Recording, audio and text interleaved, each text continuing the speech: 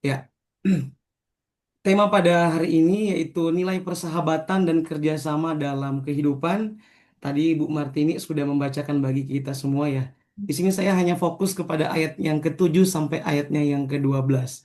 Bapak Ibu sudah sudah disampaikan juga ya sama Bu Deborah, sama Pendeta Robert tentang latar belakang dari kitab Pengkhotbah ini. Memang dalam setahun ini kita akan banyak membahas dari kitab Pengkhotbah Bapak Ibu ya.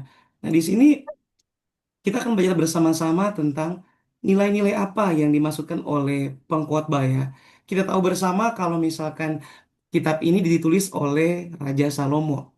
Tapi di dalam sebuah tulisan dan juga di dalam Alkitab ya Bapak Ibu ya, penulisan kitab pengkhotbah ini juga ditulis oleh Kohelet. Kohelet itu siapa? Kohelet itu adalah seorang yang memiliki eh, intelektual yang baik dan dia juga cakap berbicara dan itu merujuk kepada Raja Salomo sendiri.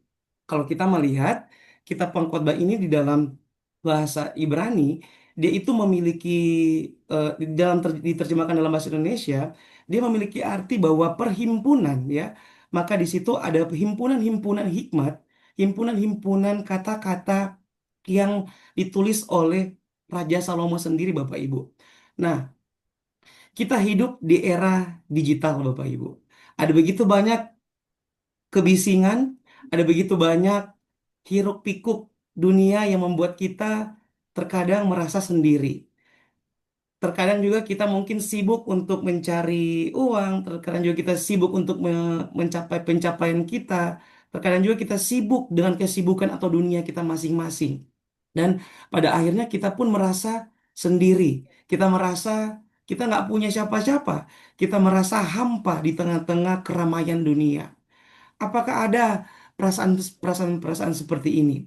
Ya Bapak Ibu, kalau kita melihat menurut survei gitu ya, survei tahun 2024 sampai tahun 2026 kemarin, 2025 kemarin, banyak Gen Z ya, generasi Z gitu ya, mengalami depresi dan juga mereka mengalami kehampaan di dalam hidup. Dunia sangat ramai, dunia sangat bising, tapi mereka di tengah-tengah dunia yang bising itu mereka mengalami kehampaan, mengalami eh, depresi Bapak Ibu. Nah, sebuah realita ini juga disoroti oleh pengkhotbah. Ya, jadi pengkhotbah 4 ini juga sangat menyoroti tentang kehidupan manusia di tengah-tengah kebisingan dunia, Bapak Ibu. Ada begitu banyak orang yang ingin mencari popularitas, ada begitu banyak orang ingin bekerja sekuat mungkin, bekerja untuk mencapai hasil yang terbaik, ya. Tapi pertanyaannya, apakah kita saat ini mengalami kesepian? Apakah kita tidak memiliki tempat untuk bersandar? Apakah kita tidak punya sahabat untuk menjadi tempat di mana kita curhat, tempat di mana kita berbagi pengalaman? Atau apakah pencapaian-pencapaian Bapak Ibu, usaha-usaha Bapak Ibu selama ini adalah sia-sia? Nah, di dalam kitab pengkhotbah ini kita akan menemukan jawaban atas kesia-siaan yang dimaksudkan oleh pengkhotbah. Bapak Ibu, seperti yang saya sampaikan tadi, bahwa kitab pengkhotbah ini ditulis oleh Salomo ya, di mana Salomo tuh menuliskan kitab Pengkhotbah ini dengan beberapa gaya yang sangat baik, puitis, dan juga dia menyoroti tentang 4 aspek yang saya tuliskan di sini Bapak Ibu ya. Pertama di situ dia menyoroti tentang dia kritik tentang sosial, di mana Raja Salomo melihat di dalam pasal keempat, pasal 4 ayat yang pertama, ada begitu banyak orang juga yang ditindas, orang-orang marginal, orang-orang miskin ditindas oleh kaum kapitalis. Ini kita melihat juga di situ Salomo menuliskan kitab ini, surat ini ya, untuk mengkritisi apa sih makna hidup manusia? Apa sih yang menjadi makna hidup kamu? Kalau misalkan kamu bekerja dengan begitu jerih payah kamu yang sudah kamu lakukan, apakah itu dapat dikatakan bermakna atau itu hanya sia-sia? Kemudian kita melihat di sini juga Bapak Ibu, bahwa Salomo juga tidak hanya menulis tentang hal-hal praktis, hal-hal yang berkaitan dengan sosial dan politik, tapi juga Salomo di situ menuliskan perlu membangun hubungan dengan Allah. Jadi manusia juga itu perlu terkonek dengan Allah agar dia bisa menemukan makna hidupnya dia yang baik, agar dia bisa menemukan jati diri dia yang baik. segala sesuatu yang dikerjakan itu harus sesuai dengan apa yang firman Tuhan sampaikan. Kemudian juga Salomo di situ menuliskan tentang hikmat. Bagaimana manusia itu menjalankan kehidupannya di dunia ini dengan penuh hikmat. Hikmat itu berasal daripada Allah. Jadi sorry, di dalam Pengkhotbah pasal 4 ini, Salomo hendak menekankan tentang empat hal ini Bapak Ibu. Makna hidup, kritik sosial, hubungan dengan Allah, dan juga dengan hikmat manusia Bapak Ibu. Nah, Bapak Ibu, di tengah-tengah dunia yang rapuh, di sini pengkhotbah juga mau mengajak kita untuk memperhatikan nilai-nilai persahabatan dan juga tentunya kekuatan sebuah komunitas. Tetapi sebelum ke sana saya mau mengatakan kepada Bapak Ibu yang menjadi dasar kenapa pengkhotbah melihat bahwa perlunya membangun nilai-nilai persahabatan di tengah-tengah komunitas Kristen. Di situ di dalam Pengkhotbah pasal 4 ayat 4. Pengkhotbah mengatakan, aku melihat bahwa segala jerih payah dan segala keterampilan dalam pekerjaan berasal dari rasa iri, ya, berasal dari iri seseorang terhadap yang lain. Itu pun kesia-siaan dan usaha menjaring angin. Di dalam ayat yang ke-8a, ada seorang hidup sendiri, tidak mempunyai anak laki-laki atau saudara laki-laki, tiada hentinya ia berjerih payah dan juga matanya pun tidak puas dengan kekayaan. Nah, di sini seperti yang saya katakan tadi, bahwa di sini pengkhotbah juga menyoroti tentang suatu degradasi yang terjadi di dalam kehidupan umat, ya, di dalam kehidupan manusia saat itu, di mana mereka berlomba-lomba untuk membangun reputasi, berlomba-lomba mencari kekayaan, tetapi mereka juga di dalam perlombaan itu mereka memiliki motivasi yang salah Bapak Ibu ya. Nah, di sini kita sama-sama akan melihat pengkhotbah mau mengajak kita untuk memperhatikan nilai-nilai persahabatan dalam kehidupan. Yang pertama, di dalam ayat 9, berdua lebih baik daripada seorang diri karena mereka menerima upah dalam jerih payah mereka. Nah, di dalam ayat ini Bapak Ibu, pengkhotbah melihat bahwa di dalam kehidupan individualis itu kurang efektif. Kehidupan individualis itu kurang membangun. Nah, di sana kita melihat berarti ada orang yang mementingkan diri sendiri, yang sedang mengejar kesuksesan, yang sedang mengejar karir dan bahkan menimbun harta. Namun di sini pengkhotbah mengkritik. Pengkhotbah mengatakan bahwa itu sia-sia Bapak Ibu. Nah, maka di dalam ayat ini sangat jelas ya. Kalau misalkan kita mau bekerja, kita mau terlibat dalam pelayanan, ada baiknya itu berdua lebih baik. Mengapa berdua lebih baik? Karena kita tahu bahwa manusia itu adalah makhluk rasional ya Bapak Ibu ya. Makhluk sosial di mana Tuhan juga menciptakan manusia untuk bersosialisasi, untuk bekerja bersama-sama, tidak sendiri-sendiri Bapak Ibu. Nah, kita melihat di dalam Kejadian pasal 2 ayat yang ke-18 sangat jelas Musa menuliskan bahwa tidak baik kalau manusia itu seorang diri saja, ya. Tidak baik seorang manusia itu seorang diri saja. Aku, yaitu Allah, menjadikan baginya seorang penolong yang sepadan dengan dia.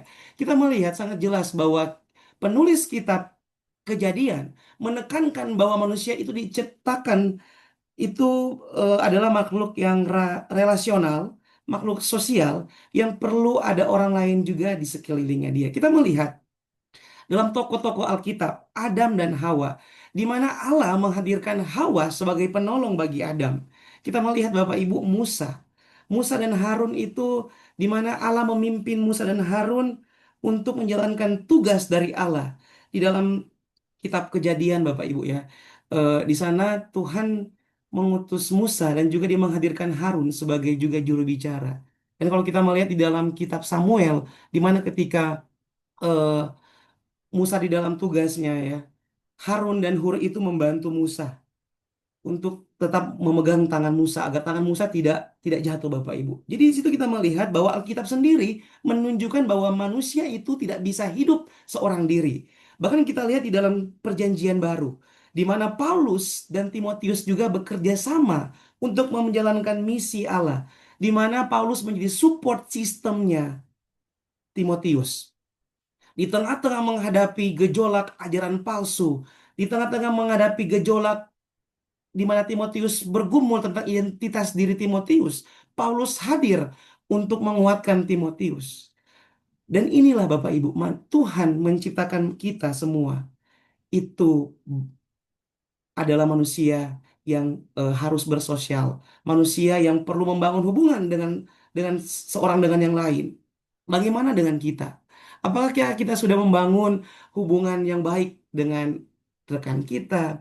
Apakah kita hidup di dunia ini hidup individualis atau menjadi pribadi-pribadi yang hidup relasional, Bapak Ibu?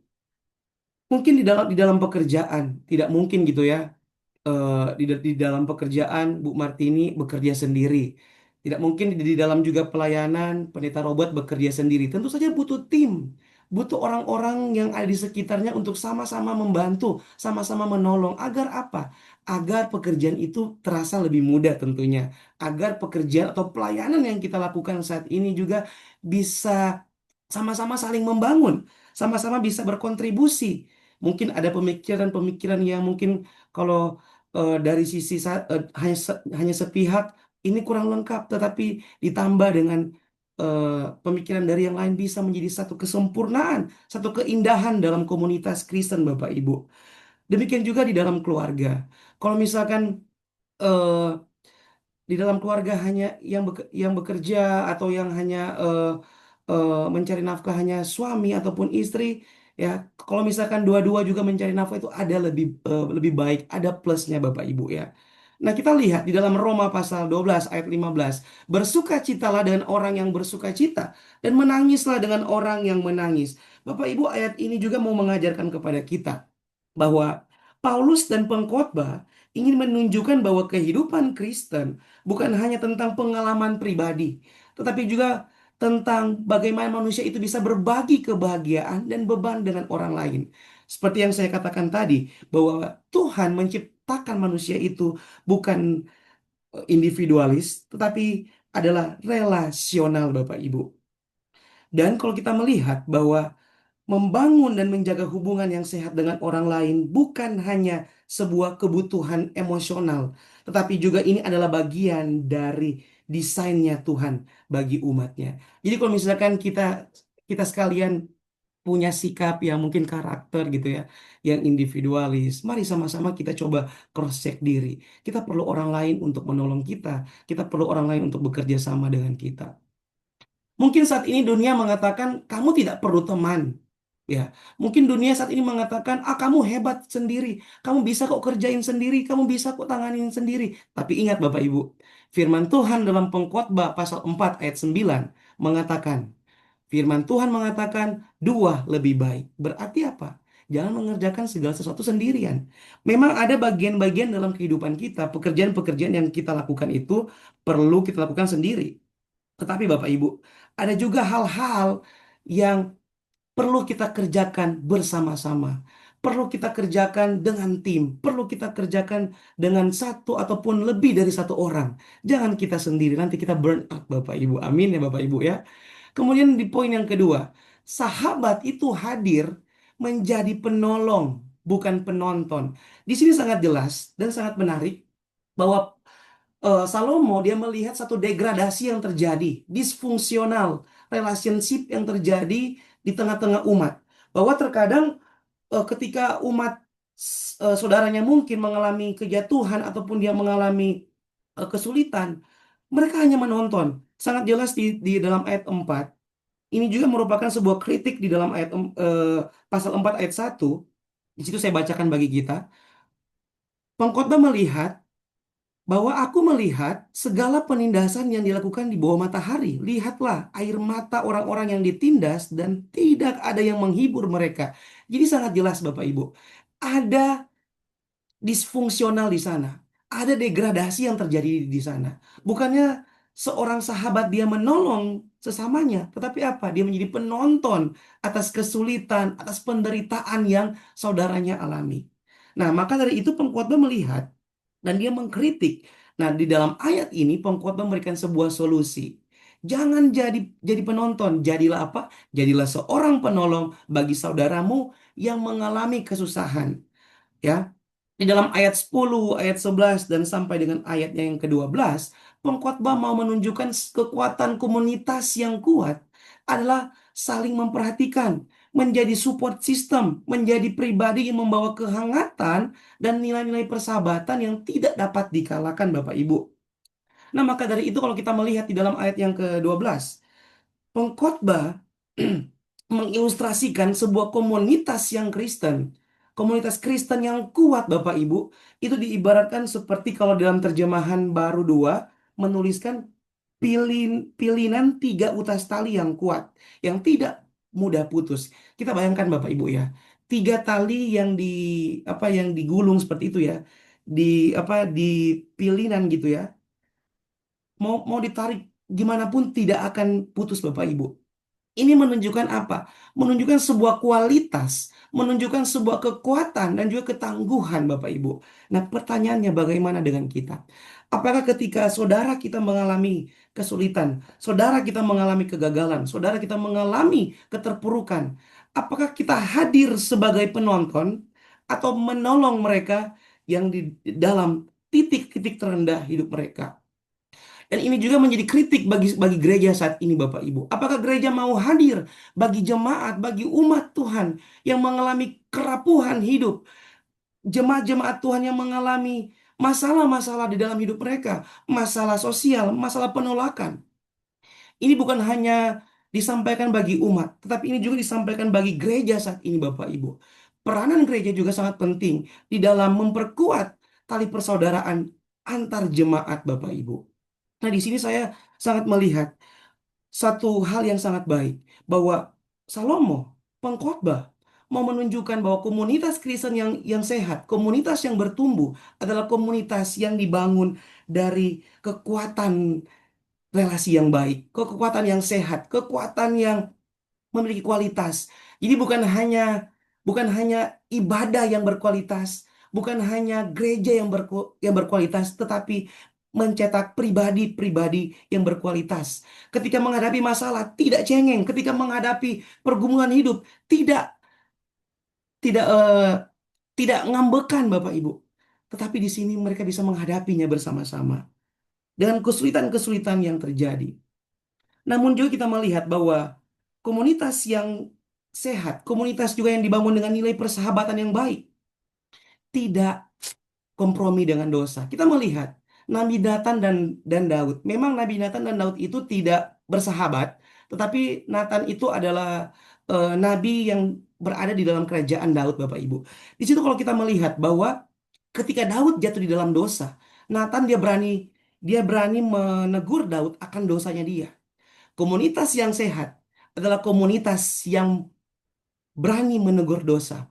Nilai persahabatan dalam kerjasama yang sehat adalah mereka berani menegur sahabatnya yang jatuh di dalam dosa. Bukan hanya mendukung ataupun membangun dia ketika dia sukses, ketika dia mengalami keterpurukan titik-titik terendah hidupnya, tetapi juga sahabat yang baik adalah berani menegur jika sahabatnya itu jatuh di dalam dosa. Jadi kalau misalkan ada rekan-rekan kita ataupun sahabat kita yang sudah melenceng, sudah keluar dari jalurnya Tuhan, kita perlu menegur mereka agar mereka bisa kembali untuk menjadi pribadi-pribadi yang lebih baik.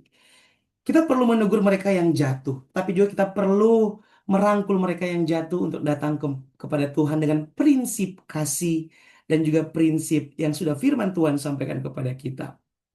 Sebagai satu aplikasi bagi kita Bapak Ibu, jika ada rekan pelayanan kita, rekan kerja kita yang membutuhkan uluran tangan, berilah Bapak Ibu, tangan Bapak Ibu.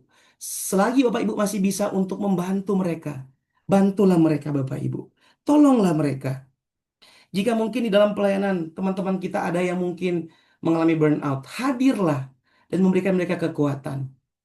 Amsal 27 ayat 17 mengatakan bahwa besi menajamkan besi, orang menajamkan orang.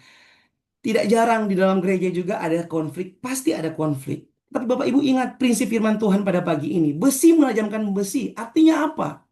Di dalam sebuah komunitas, orang-orang percaya. Kita perlu membangun, perlu membantu, membentuk seorang dengan yang lain agar bisa menjadi pribadi yang lebih baik. Dan tentu saja kita juga perlu mengulurkan tangan kita untuk menolong mereka.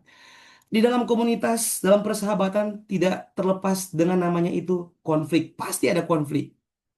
Pasti ada perbedaan pendapat. Tetapi jangan menjadikan perbedaan pendapat itu indikator untuk Bapak Ibu bermusuhan. Bapak Ibu mungkin contoh ya, ini contoh aja Bapak Ibu. Mungkin bersahabat 4 orang. Kemudian lama kelamaan sudah tidak cocok dengan si A. Bapak Ibu mempengaruhi yang tiga, yang dua ini untuk tidak dekat dengan si A. Nggak boleh seperti itu Bapak Ibu. Tetapi persahabatan yang bernilai baik ya adalah mereka yang membangun, membentuk dan juga menolong sahabat-sahabatnya. Poin yang terakhir Bapak Ibu.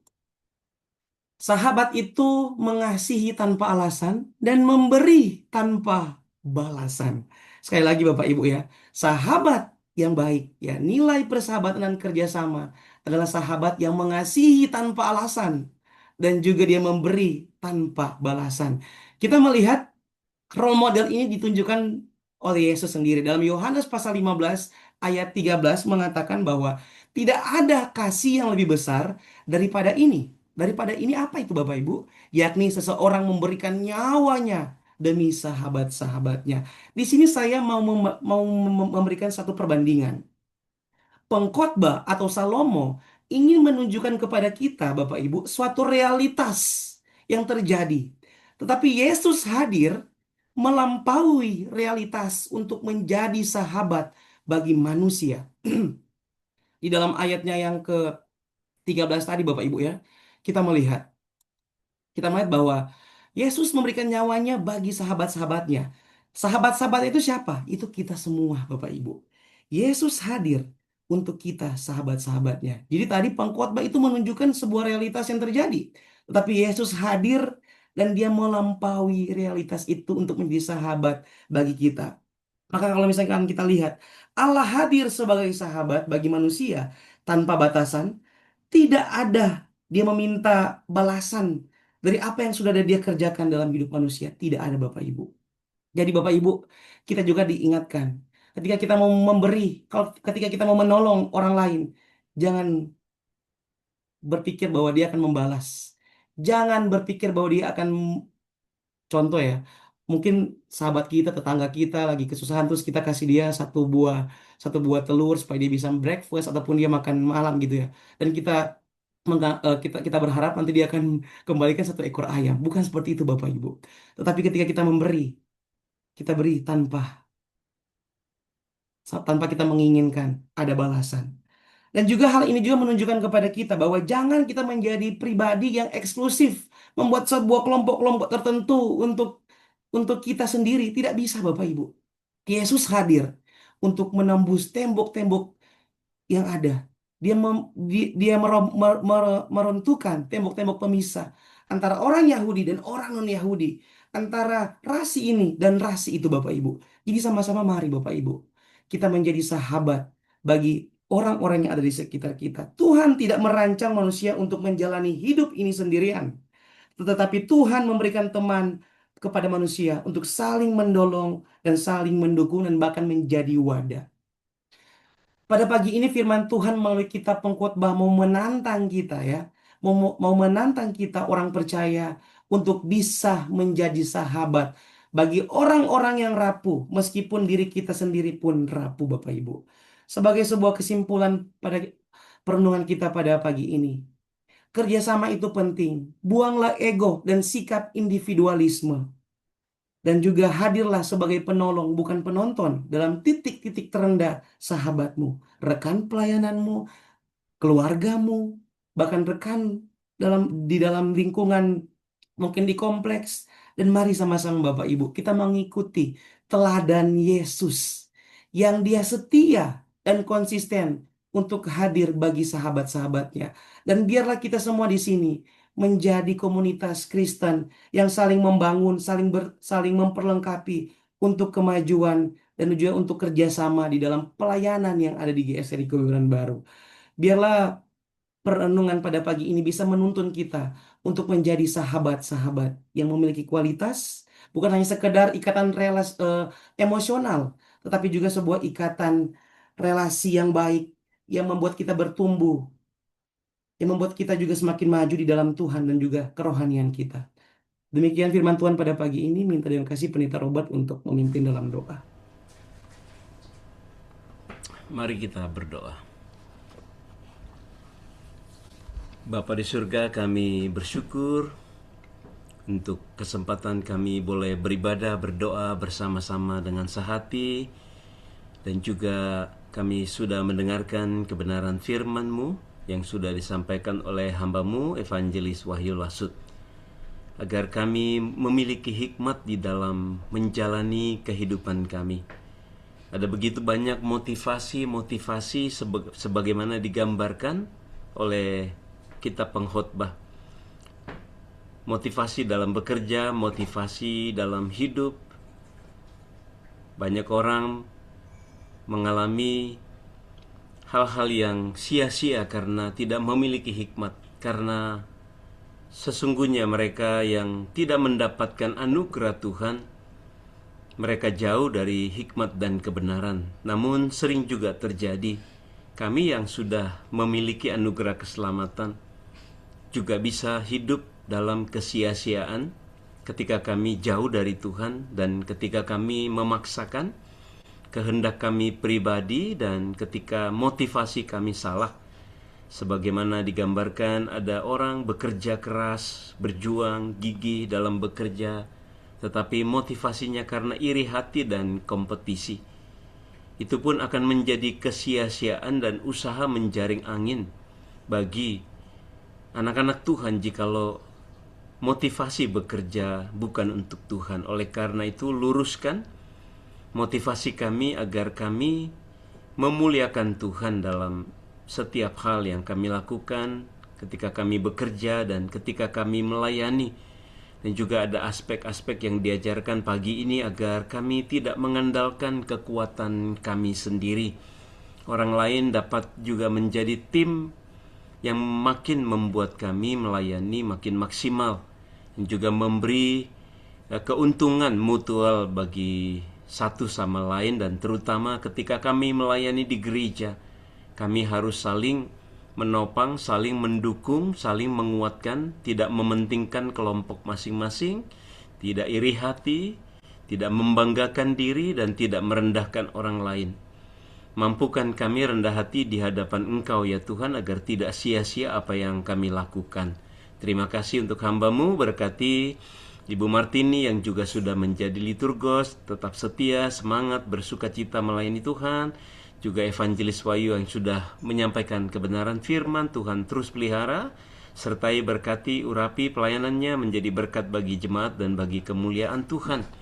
Kami akan melanjutkan segala aktivitas kami sepanjang hari ini ya Bapa. Tuhan pelihara hati pikiran kami agar kami hidup bijaksana dan takut akan Tuhan. Kami dapat memuliakan Tuhan dalam segala aktivitas kami, dan juga semua yang kami doakan untuk persiapan ibadah besok.